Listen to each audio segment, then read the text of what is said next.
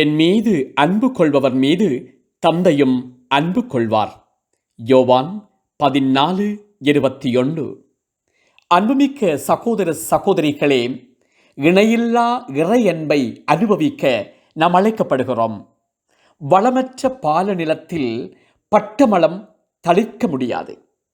அதுபோல அன்பு இல்லாத மனித வாழ்வு பாழானதுதான். அன்பு இறைவனின் பண்பு. இறைவன் அன்புமயமாக விளங்குகிறார். அன்பே இறைவன் என்கிறார் புனித யோவான். அன்பு செய்பவர் இறைவனில் வாழ்கிறார். அன்பு செய்பவர் உள்ளங்களில் இறைவனும் குடிகொள்ளுகிறார். தன் பணியை தொடர்ந்து செய்யவே இயேசு தம் சீடர்களை தேர்ந்தெடுத்தார். தந்தை தம்மை அனுப்பியது போல இயேசுவும் சீடர்களை அனுப்பினார். அவர் தந்தையுடன் இணைந்திருப்பது போலவே சீடர்களும் அவரில் நிலைத்திருக்க வேண்டும்.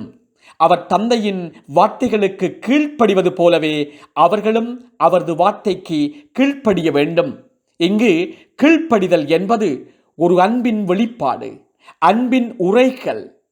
கீழ்ப்படிதல் தந்தையின் கட்டளைக்கு பணியாதவன் தந்தையை மதிப்பதில்லை என்பது போல அன்பு செய்வதுமில்லை.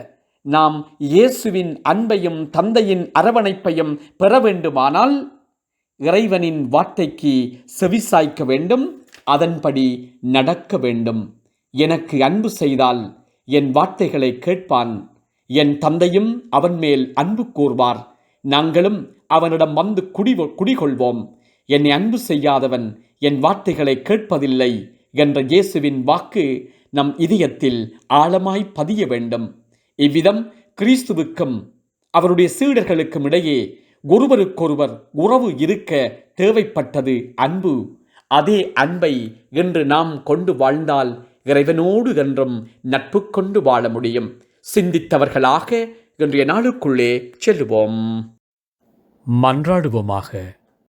அன்பான தந்தையே இறைவா, இந்த காலை வேளையில் உம்மை போற்றி புகழுகிறோம். எங்களுடைய வாழ்க்கையிலே நீங்க செய்து வருகிற எல்லா விதமான நன்மைகளையும் ஒரு கணம் எண்ணி மகிழ்ந்து நன்றி சொல்லுகிறோம். ஆண்டவரே, எங்கள் ஒவ்வொருவரையும் ஆசீர்வதித்தரலாம். எங்களுடைய குடும்பங்களை ஆசீர்வதியும். குடும்பங்களுக்குள்ளே ஏற்படுகிற பிரச்சனைகள், வன்முறைகள் மத்தியிலே அமைதியையும் அன்பையும் எங்கள் ஒவ்வொருவருக்கும் பரிசாக தாரும். எங்களை சூழ எத்தனையோ தீமைகளும் நோய்களும் இயற்கை அனர்த்தங்களும் நடைபெற்று கொண்டிருக்கின்றன. இவற்றில் இருந்து எங்களுக்கு விடுதலை தாரும். வாழ்வின் பாதையை நோக்கி எங்கள் ஒவ்வொருவரையும் கரம் பற்றி வழிநடத்தும். நாம் ஒருவரை ஒருவர் நேசிக்கவும், ஒருவருக்கு எங்களுடைய வாழ்வை பகிர்ந்து கொள்ளவும், மற்றவர்களோடு சேர்ந்து ஒற்றுமையையும் சகோதரத்துவத்தையும் விதைத்து உம்மோடு சேர்ந்து பயணிக்க கற்றுத்தாரும்.